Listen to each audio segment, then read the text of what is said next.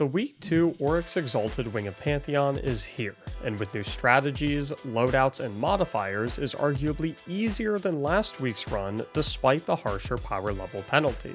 In fact, these are the exact strategies and loadouts that I used to get a pretty modest 33-minute clear on just my second run, and I'm confident that with this video, you'll be able to find similar results. Similar to my guide from last week, I'll begin by showing you the perfect loadout for each boss, followed by a brief but complete explanation of the mechanics, and finishing with an example phase of said boss. However, since I already made a guide for last week and my strategy recommendations for Golgoroth, Caretaker, and Explicator have not changed whatsoever, I'll save you some time by omitting those encounter explanations for those who have already seen that video, and urge those who haven't to check it out using the link in the description after you wrap up with this one. What has changed slightly, however, is my recommended loadouts for these encounters, as this week we are now equipped with Solar and Stasis Surges as opposed to the Void and Strand ones from last week. As such, I strongly recommend Whisper of the Worm or the Cataclysmic Linear Fusion Rifle for Golgoroth, and the Apex Predator Rocket Launcher with Reconstruction and Bait and Switch for Caretaker and Explicator. Additionally, the Class Warfare modifier has been replaced in this wing by a new modifier called Shot Caller, which upon landing approximately 3 to 5 precision shots with your primary ammo weapon, increases your special and heavy weapon damage by 20% for 15 seconds. Needless to say that this is absolutely busted for boss DPS phases, so make sure you are making good use of this as much as possible. Furthermore, a super quick tip for the Explicator encounter that I really wanted to include here because of how strong it is: if you are one of the top planet runners, you can very safely cross the arena by jumping on top of the planets to get to the other platform. Do me a favor and hit those like and subscribe buttons real quick if you didn't know that before watching this video.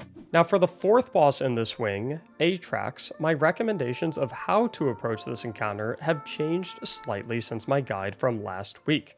What has not changed from last week, however, is my loadout recommendations of Hunters going with Blade Barrage, Knock 'em Down, and Star Eater Scales, Warlocks going with Vortex Nova Bomb, and Titans going with Thunder Crash and Chorus of the Falling Star, along with every single player rocking the Parasite Grenade Launcher in the heavy slot, with Lament in the back pocket ready to switch to after DPSing the first clone. What has changed, however, is some information that I have come into regarding how buffs and debuffs work on Atraks. Since last week's guide, I have learned that weapon surge armor mods make no difference on Atraks, dealing the exact same amount of damage to the health bar despite showing a higher number, ultimately making a Well of Radiance cast pre-DPS to make orbs for armor charge stacks no longer necessary.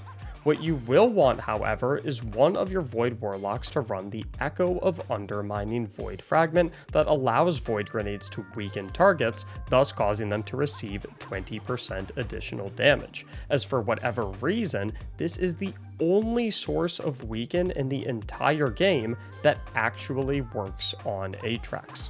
Now, as far as the mechanics for this fight goes, I'm not going to say that it is impossible to one-floor the boss, just like last week, by any stretch of the imagination. However, as our power level penalty continues to get steeper as the weeks go by, I wanted to give you a strategy that will stand the test of time a little bit better. Things begin quite identically to the one-floor strategy, with 3 players, one of whom will be the Operator to shoot down elevators and eject Atraks projections remaining on the bottom, and the other 3 players, one of whom will be the Scanner, who will call out which Atraks clone to kill, heading up top at the beginning of the fight. You'll begin the fight by first sending your 3 space players up top through the elevators and immediately begin slaying adds as quickly as possible on both floors, as the Servitor and subsequently the buff-carrying Vandals have their spawns tied to how quickly you kill the initial adds. On the bottom floor, you'll want to rush killing all 3 servitors and the operator vandal as quickly as possible to not only get the buff to call 2 elevators back down so you can eventually have all 6 players up top for DPS, but to also spawn the Tormentor down below to kill quickly for points to guarantee that you get the high score and secure that extra piece of adept loot. A disorienting grenade launcher on one of your players works wonders for rendering him useless while you kill him. Meanwhile, up top in space, you'll intentionally leave one of the 3 servitors alive, as killing all 3 servitors on both floors will immediately trigger the DPS phase, which you don't want to do before you have all 6 players up top. Once you do eventually have all 6 players up top, you can then kill that final servitor, and then as usual, call out the first clone that the scanner sees glowing yellow and melt it by having everyone shoot Parasite, immediately followed by their super. In the event that you don't get to final stand with your damage from that one clone, however, you'll have your scanner player, who I highly recommend be your quickest and most alert player, immediately book it back to the elevators to head downstairs to kill another clone. And I can't stress enough how important every individual second matters here, so much so that you even want to almost backpedal into the direction of the elevators as you DPS the first clone, just so you can get there a little bit quicker. While in the elevator, the scanner player will switch to the Lament and do a block light, light, light, heavy combo to kill the clone downstairs and pick up the replication orb that they drop before immediately heading back up to space with a similar haste.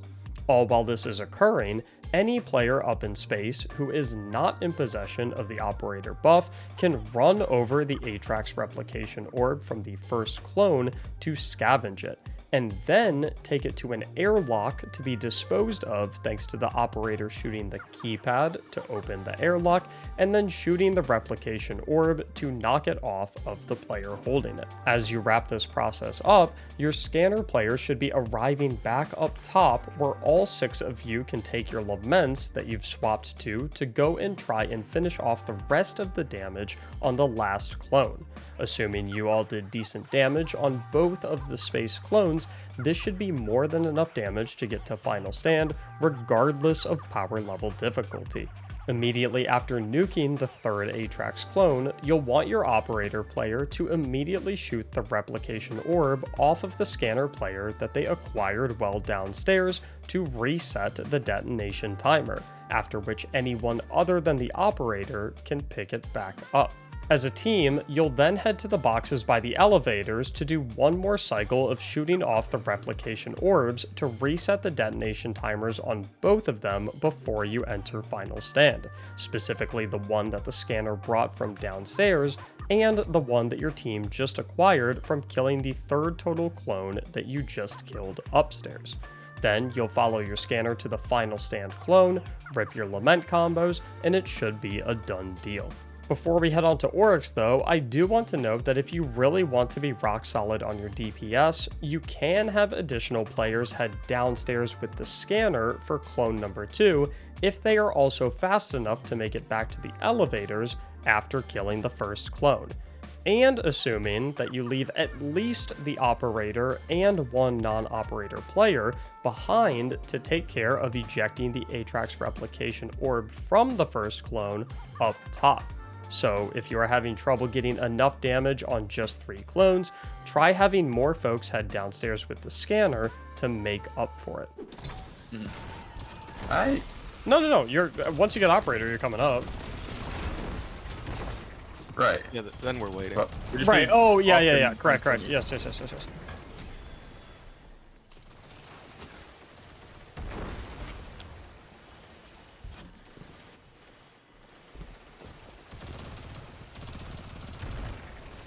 Where's off at? I don't see it on low. Alright, it's gotta be mid then. Yup. Kill middle servitor. Anyone see scanner? Right side, Mac. Come. Right. Thank you. Mid servitor's guarding the thing. I'm leaving left up servitor for sure. We might have to kill mid. Cool. Is that okay? I have scanner already. go over and kill left side up top so we don't have any immunities. Solar weapons are insane with Solar Surge. Plus the artifact mods. They're crazy.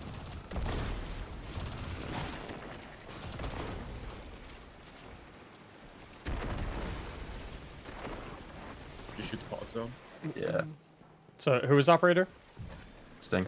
Sting. Okay, so yeah, honestly, after we do first clone, if we don't one phase, honestly, everyone can stay up here.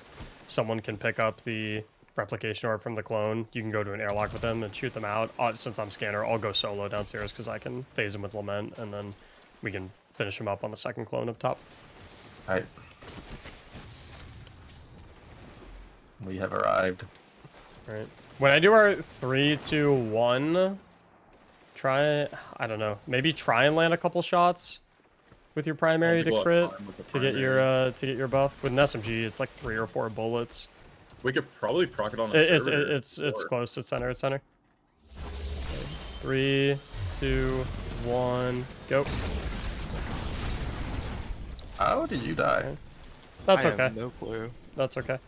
Someone got buff. This is good for demonstrative purposes for the guide anyway. Oh my god, I don't have Lament in my inventory.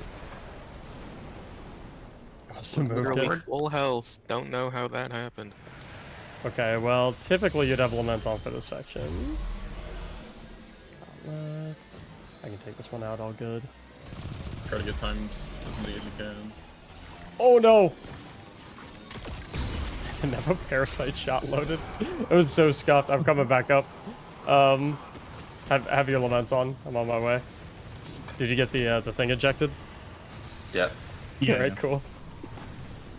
You brought the other one up, right? Oh my god. I am 100% supposed to have Lament on, but I think it's okay. Left. I can see it. Get a few chip shots in real quick. 3, 2, 1, go. Nice. Shoot the orb off me, Sting. I have 13. Thank you. I'll just pick it back up. We can go to back. We can go to back left and just cycle. I think we need one more cycle between now and final stand, and then we should be golden. Just make sure Sting isn't the one who picks him up. Yeah, Q, you have to come back. We need to shoot you off. You can shoot me off, Sting. Cool. And then get Q's off. Perfect. All right, it is. I think it's back. No, bottom right. A few bullets. 3, 2, 1, go. Nice. Easy peasy. Feels weird to not be done here. Now, before we go through Oryx, I do want to briefly mention that because this is an activity that requires a fire team of 6 total players, I highly recommend finding teammates from the LFG channel in my Discord server, linked in the description below, which is full of tons of other kind, patient, and helpful players that have probably also seen this exact same guide. With that said, we can get to the final boss of this wing, Oryx, where I highly recommend all hunters roll with Celestial Nighthawk Golden Gun, all warlocks run Well of Radiance, and all titans run over to switch to a hunter or warlock, to be honest, because none of the titan supers are particularly useful here.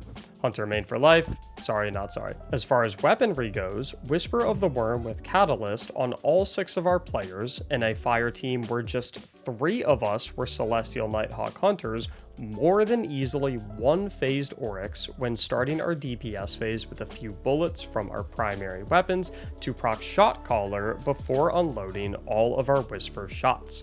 Just please make sure that you get all Celestial Nighthawk Golden Gun shots off at the very beginning of DPS before the Well of Radiance goes down, as Well of Radiance not only doesn't buff the damage of Golden Gun, but also removes all instances of the Radiant buff, which does buff Golden Gun by 25%. The rotation will look something like everyone shoot Nighthawk, then drop Well of Radiance, then a few bullets with your primary, then Whisper until he's dead. As far as the mechanics go, you'll have 2 floaters in the middle, and each of the remaining 4 players dedicated to a specific plate: L1, R1, L2, and R2. Use whatever you want for callouts, of course, but those are the typical ones. The fight will begin with some ad clear followed by Oryx moving to slam a random plate in the arena. That plate will then glow with a green circle and become the starting plate for the taken runner, a randomly selected player that will become taken, unable to shoot anything, and having their camera changed to a third-person perspective. If one of the dedicated plate players is taken, they will call out that they are taken along with which plate they are, at which point it is the responsibility of one of the two floater players to head to that person's plate and stand on it if necessary. The taken player will then head to whichever plate is the starting plate with the green circle and stand on it with the person responsible for that dedicated plate or the floater covering for it, at which point one of the other 3 plates will have an objective marker above it only visible to those on the starting plate, indicating that it is the end location to acquire the brand pickup. The players standing on the starting plate will then call out which plate that is so that the player responsible for the end plate can then jump onto it and activate it, creating a series of floating platforms between the starting plate and the ending plate that the taken runner will scale until they eventually arrive at the brand. Once they arrive at the brand and pick it up, as indicated by the "a piece of the brand claimer is found" text in the bottom left, everyone may then hop off of their plates, at which point a new player will become taken, and a new plate will become the starting plate as indicated by the green circle. During this entire process, a Light Eater Ogre will spawn near each of the 4 plates that upon death will leave taken bombs in their stead, something that you'll want to avoid standing in for now as you defend them from Light Eater Knights that will spawn at the opposite sides of the room and will run diagonally across the arena to try to stand in and steal your taken bombs, something you must prevent from happening by killing them before they get there.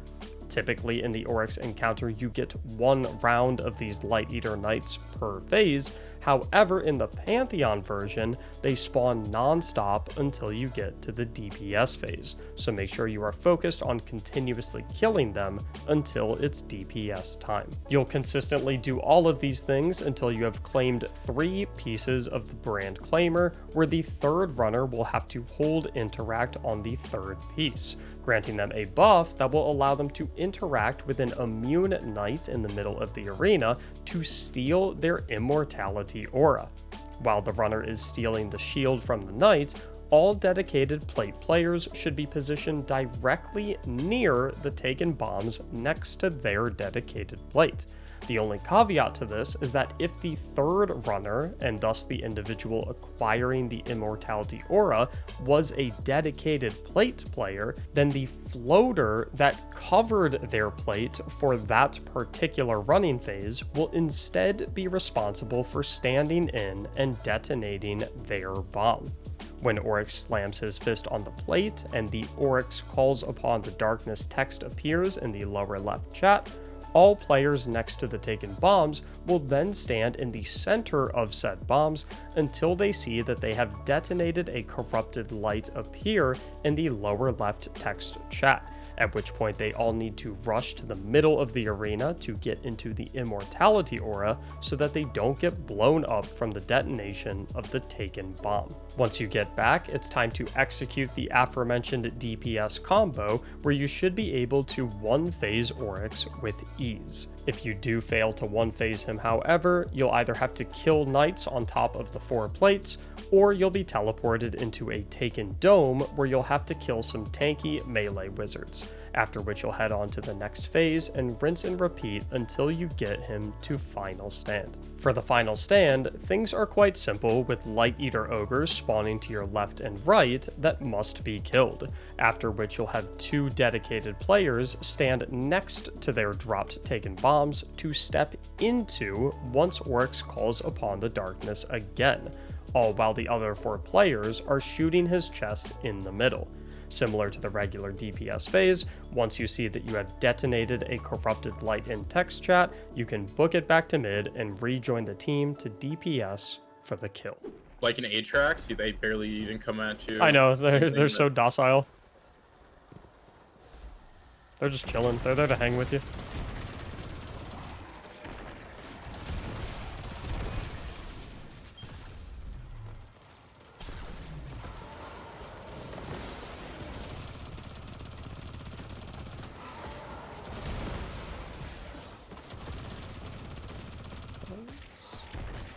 Angel XDS, thank you for the brand new tier 1 sub. Appreciate it.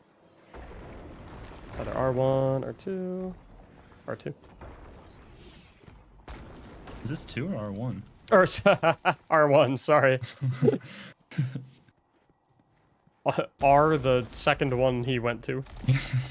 No, yeah, the R1, my bad. R1 start.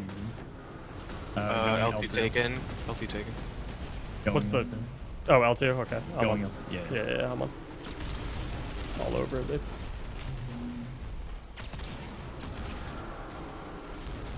Alright, let's get our light eaters. Off. Light eaters done. L1 taken. On my way. L1 star. It's L1 star. Okay, you got Sting? Yeah. Cool. Going R1. Look for light eaters. Light eater going to. Yeah.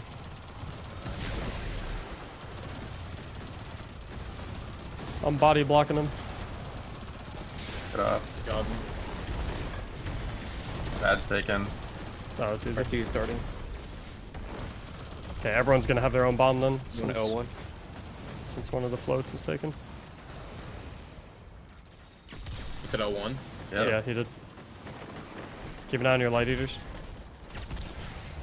Oh my god. The immune guy chunks. Yeah, he f***ed me up. One run. Okay, next to your bombs. 3, 2, 1, go. Make sure you're like dead center. There we go. That's perfect. Okay. Nighthawks right now. Don't shoot yet, obviously, but go ahead. Well, Rolling now. get some primary in.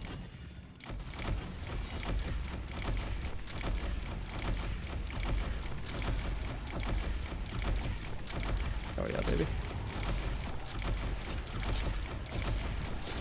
Thrall just f***ed me over. I know, the Thrall are all over me.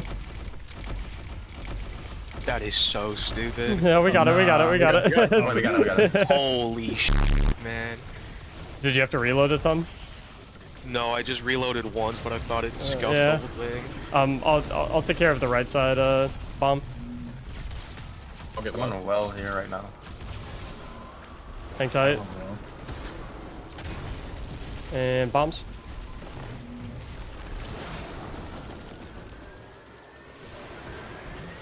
Oh, I think you're cooked, Q. Get your primary shots. We're good.